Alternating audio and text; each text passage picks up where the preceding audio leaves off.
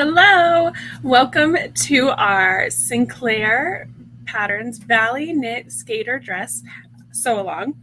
I hope that by now you've already gotten your pattern and cut out your fabric, but if you haven't, don't go forward with this video.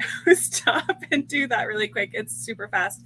The Valley Knit Skater Dress is a free pattern from Sinclair, so it's a great one if you're just starting sewing, if you are more of a beginner. When I was first beginning my sewing journey, I loved free patterns. They gave me kind of a taste of the sewing pattern company to see if I liked their style and if I liked their fit. And they always tended to be kind of a little bit easier patterns as well. So this is a perfect pattern if you're just starting or a beginner. But it's also an excellent pattern if you are kind of more advanced, because it's a great blank slate to do all kinds of things to. So I just created a peplum. I just made a peplum one yesterday, and I love how it turned out. I can't show it to you just yet, but you'll see it soon. But anyways, so hopefully you've cut out your fabric and you've got it all ready. I am using some gorgeous olive luxe. And then I'm so excited about this. I also have some of our, our white buffalo plaid. I cannot wait to see this combo together. Like, I've been dreaming about it for a few weeks now, so I'm excited. If you're like, hey, we're jumping right into sewing, I took a poll in our Facebook group, and it sounded like most of y'all kind of just preferred reminders about fabric and patterns. So we're going to try this and see how it goes. If y'all like it, then it's 2 less days of videos that I have to do. So okay with me. But we can always switch back later if I get some feedback saying like, hey, I missed those videos. But okay. So today we are just going to do our bodice, and then tomorrow we are going to do our skirt. And then the last day we are going to put the two together. This should be really easy going. It's a pretty straightforward pattern, and it's really well. The instructions are really great, and everything's just really good about this pattern. So I think this will be a nice, relaxing sew along week, which I have like a million things due this week, so I am looking forward to it. All right, so you should have 2 sleeve pieces, because today we're just going to work on the sleeves. You should have a back and a front bodice piece, and then a neckband. So let's get to it. Let's get creating. Okay, we're gonna add this camera in so you can see what I'm working on. All right, so the first thing I always like to do when I start a pattern is just prep my pieces. That way I'm not like in the middle of something and then need to stop and prep something. So the first thing I'm going to do is I'm just going to prep our neckband. So we're going to fold it in half. So here it is lengthwise. So we're just going to fold it in half long ways. And then what I like to do for bands that I learned this technique just a couple months ago. Like, I've been sewing for forever, and I just learned this technique, and I absolutely love it. So I'm going to take it now, and I'm going to fold it in half widthwise. So now I've got an end with 4 raw edges and an end with 2 folded edges. And what I'm going to do is I'm just going to sew right along those raw edges. So here we go, right along these raw edges right here. This is oh goodness gracious, I believe that it's a 3/8 inch. Or no, I believe that Sinclair is a 1/4 inch. But let's just make sure. Now I have to find the instructions because I don't have them pulled up, because I was like, oh, I know this. I got it. No worries. But it's really important that you do follow the correct seam allowance when you're sewing. Before, I used to be like, I'll just wing it. But it's really, really important actually for the fit that you have the correct seam allowance, because if you're even just a 1/4 inch off, it can really throw your the fit of your garment off. So just going through here. there's a lot of amazing information if you need to adjust this pattern. For a free pattern, it's just filled with so much. Okay, seam is a 1/4 inch. Good, good, good, good. Okay, so we're just going to sew along this band a 1/4 inch. If you're using a regular sewing machine and not a serger, you can totally make any garment on a regular sewing machine. You don't need a special machine to make a garment. You just need to make sure when working with knits or anything with stretch to it that you're using a stretch stitch. The triple stretch, the lightning stitch, or a zigzag stitch are the ones that I prefer. I tend to go with the lightning stitch if I'm using it, just because the triple stitch does it like goes in, goes backwards, and goes in again. So it creates a lot more holes. And then the zigzag, I don't quite like the look of it. But what I like to do is do a lightning stitch and then reinforce it with a zigzag later. So if you're using a regular machine, have no fear. You can totally do that. All right. Now that we've got our neckband sewn up, we just flip it open. And now we don't have to worry about this sliding. It's nice and locked in place, and we don't need to worry about it moving around on us. That's why I love that technique. So next thing we need to do since we're prepping everything, is fold this so it's all going the right way. I like to 1/4 it, just so that when I go to attach it, again, I'm not stopping what I'm doing. I'm just getting right into adding it on. So what we want to do is we're going to take our seam and find the exact opposite of it. And that's going to be our first 1/4 mark. And then we're going to put the seam and the part we just clipped, or if you're using pins that we just marked, and the top and bottom of that are now going to be our 3rd and 4th 1/4 points. I'm using double brush poly, so it can tend to be a little slippery. So I want to make sure it's all nice. Raw edges are aligned. And there you have a 1/4 neckband. All right. Next, what we need to do is we need to attach the shoulder seams for our bodice. So these are sleeves. We're not ready for you yet. All right. We need to put right sides up. We're going to put our back bodice piece. And then on top of that, so that right sides are together. I always hate sewing things that don't have designs on them or patterns so that I can know exactly which way is right side easier. All right, so right sides are together. We are going to now align our shoulder seams. Come on up here. There we go. We're going to align the raw edges for the shoulders, and we're going to just sew along the shoulder here using a 1/4 inch seam allowance, and we're going to do that on both sides.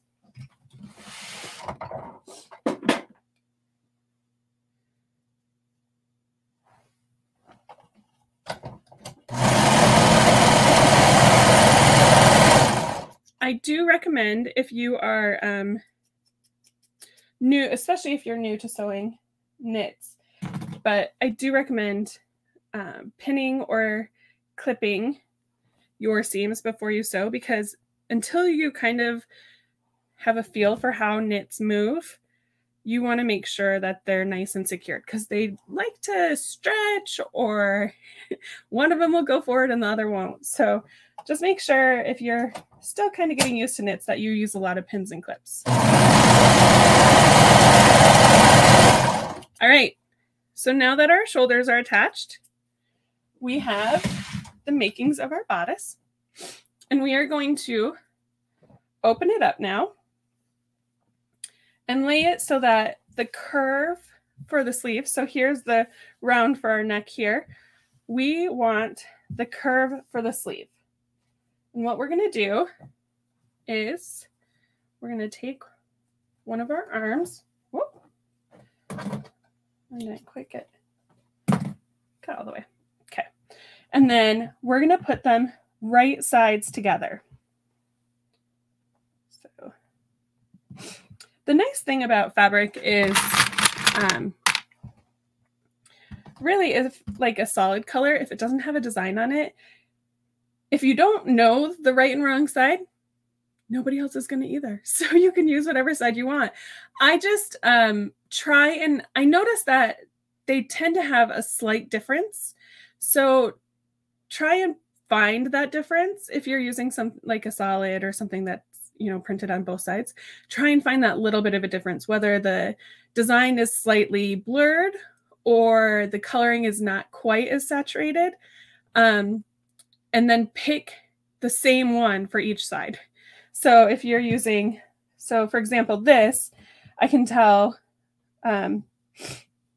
just that the texture is slightly different on it. Not crazy, where if I had it opposite, anybody would notice, or even I would probably notice, but just slightly different. So I like to try and look for those little differences so that I know that the textures are all, or that I'm close to using the same side. Because the importance to that is if you use opposite sides, the right side is treated to hold the color a little bit better than the opposite side is. So they can like just change slightly different. Like one can fade faster, or, oops, sorry. I got so caught up in talking to you about fabrics. I lost track of what we were doing. Okay. Sleeve. What we need to do is there is a top mark here that we put for the middle of the sleeve. We're going to line that up with our shoulder hem here. So the top notch is going to line up with our shoulder hem. And then we're just going to make sure that the raw edges of our sleeve then line up. You can pin this if you'd like. I like to pin the corners, and then I kind of just make sure while I'm sewing that the edges are lined up. But so you want to make sure that right sides together, and then we're going to sew up and around the sleeve and back down using 1/4 inch seam allowance. Sorry about that. Got a little ahead of myself. I was just so excited. Okay. Okay, just making sure those raw edges are nice and lined up.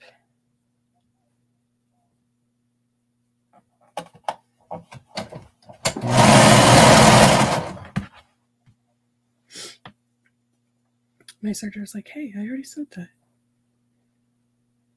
What are you doing? Ask me to do it again.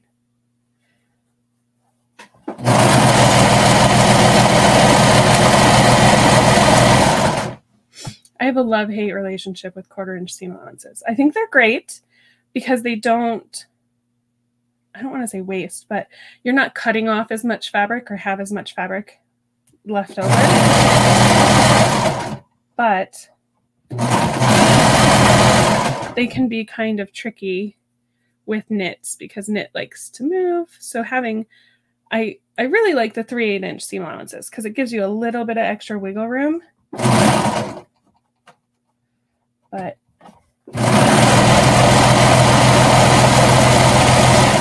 But then you run into, you have more waste. You're cutting more off the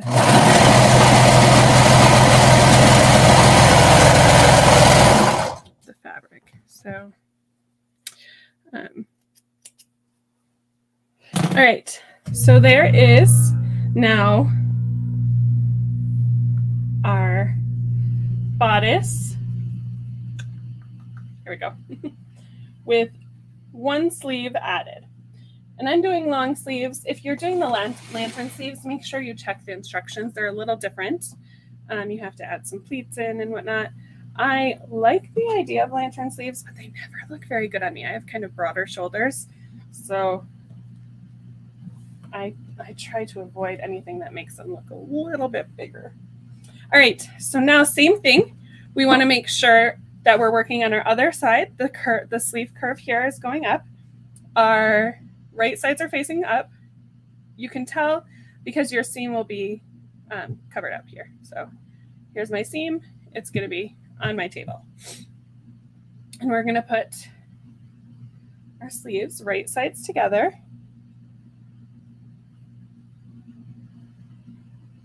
Matching that top notch with the shoulder seam here. And then what I like to do is just bring the corner over and clip that. And then we'll just bring this other corner over too. Sometimes I don't even do that. I just line up the middle and go, but I'm trying to be a good example. All right, so now what we're going to do, just like the other side, we're going to sew up and then back down the sleeve.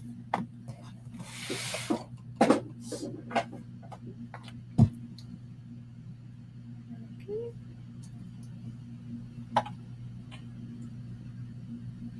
Making sure those raw edges of the sleeve piece and the arm of the bodice are lined up. Because with that 1/4 inch seam allowance, we don't have a lot of space to play with.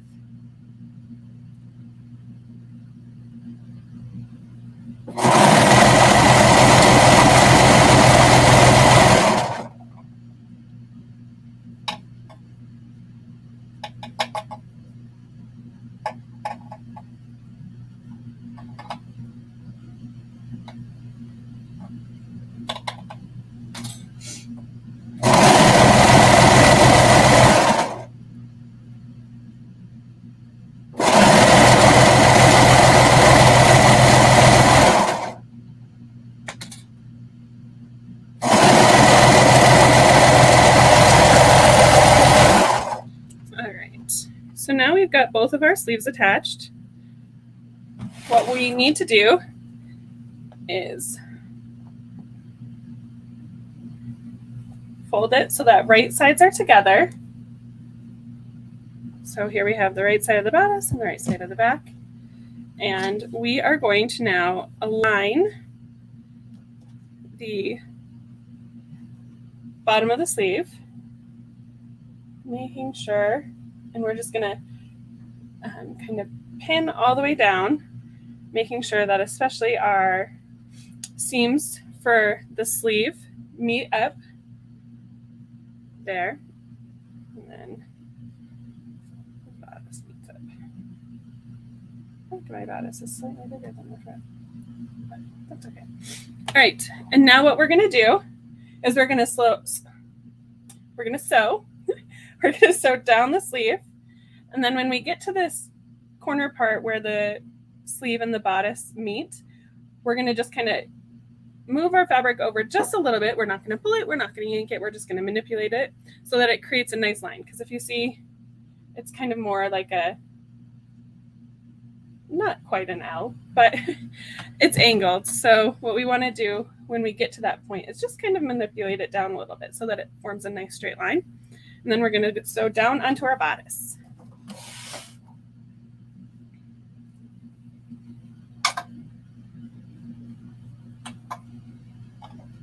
Quarter-inch seam allowance again.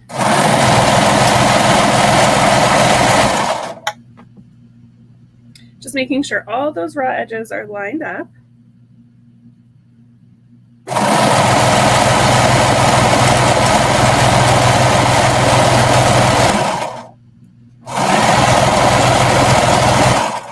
Okay, and here I am at the junction where the seam or the sleeve and the bodice meet. And what I'm going to do is I'm just going to move it. I'm not pulling, I'm just moving it over to the side. So we want it nice and straight line. That way we can be sure to get that. I always have trouble with that piece right in the middle down there. So I like to make sure it's nice and straight, and then whenever I make sure it's straight, I get it every time. I shouldn't have said that because now it's going to be wrong. Nope. I was like, as soon as I said it, I'm like, I just jinxed myself. Okay, and we're going to do the exact same thing to the other side. Folding it in half so that right sides are together. Starting at I like to start at the sleeve and go down just because it's a longer straight area. But you can start at the bodice and go up. But, okay, so we're just going to work our way down the sleeve and then making sure that's nice and straight at the hem here, or at the seam here, and then going down on to the bodice. 1/4 inch seam allowance.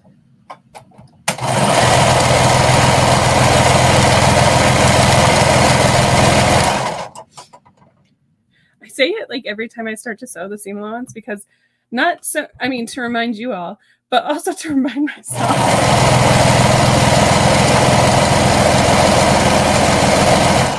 Okay, so I'm getting close to the junction here where the two seams line up. I just want to make sure that all my raw edges are nice and together. And then I'm just moving it slightly to create a nice straight line.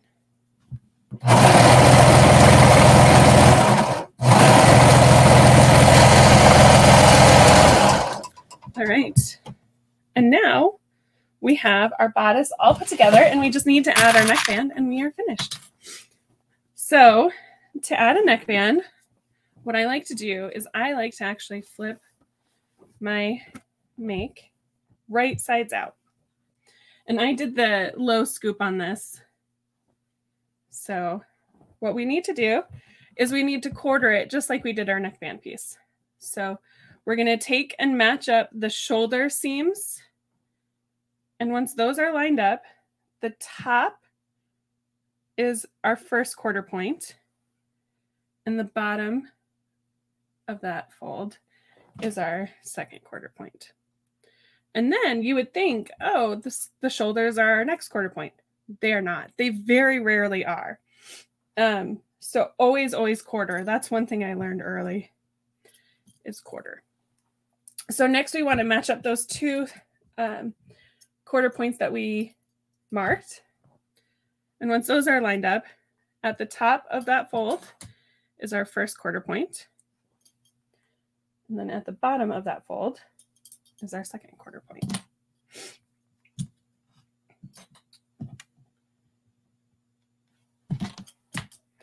All right, so as you can see, it's quite, now as you can see, here's my shoulder seam and here's my quarter point.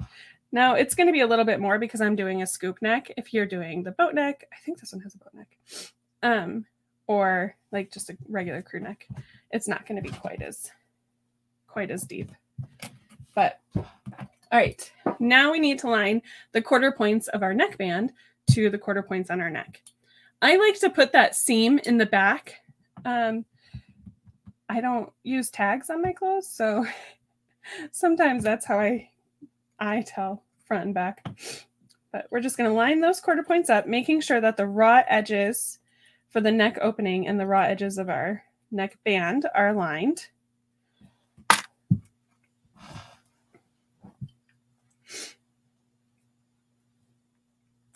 I feel like I've had the sniffles for a very long time. I actually just got an air purifier for in my sewing space because I was like, I think it's just all the dust from the fabric and, you know, the little things that get kicked up. I call it my sewing space, but I've recently seen a lot of people call it their sewing studio. And I'm like, ooh, that makes it sound more official. I think that's what I'm going to do. All right. So now our quarter points for our neckband and our top are all matched up. Don't be nervous that they're not lining up one-to-one. What we need to do is we need to stretch the neckband to fit around the opening, because the neckband holds it it holds the garment in, so it's not like slipping off everywhere. So you want it to be slightly smaller than the actual opening.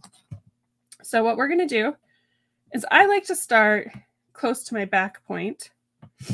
I don't know why. That's just what I prefer. And we're just going to sew 1/4 inch around, all the way around, making sure to stretch the neckband and not the garment. And that can be kind of tricky at first, but The way that I like to do it is to just make sure that I'm pulling on just the neckband and not the garment or the bodice. Okay, and then 1/4 inch seam allowance.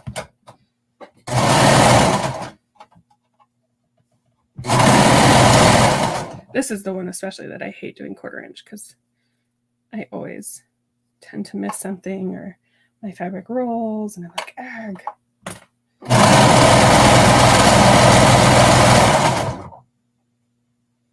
Just making sure that those raw edges are nice and aligned and that the rest of the fabric is moved out of the way so that we don't accidentally sew that. That would not be good. And then again, just making sure to stretch the neckband slightly.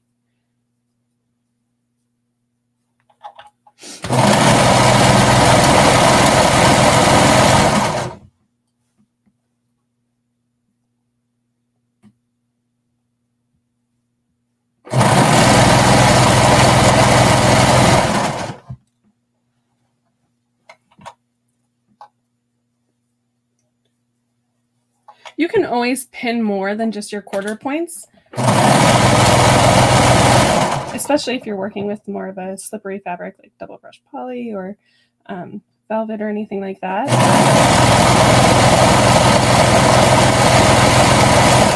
But you want to make sure that you do at minimum those 1/4 points.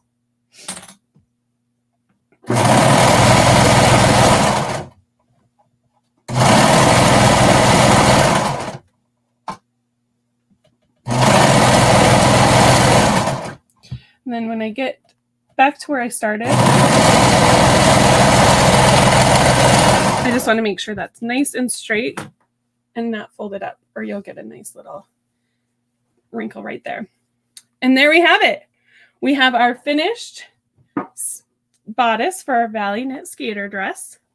As a little bonus, I kind of wanted to give some tips since I'm sewing with double brush poly. I know that that can be kind of a tricky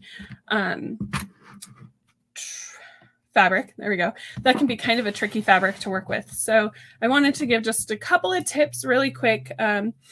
When sewing with double brush poly, it's very, very important that you use stretch needles. That was the one thing that I struggled with the most, is I was like, well, I have ballpoint needles, but you really want to get stretch needles. If you're using a sewing machine, if you're using a serger, stretch needles, I actually tend to use these most of the time. I don't switch them out too often unless I'm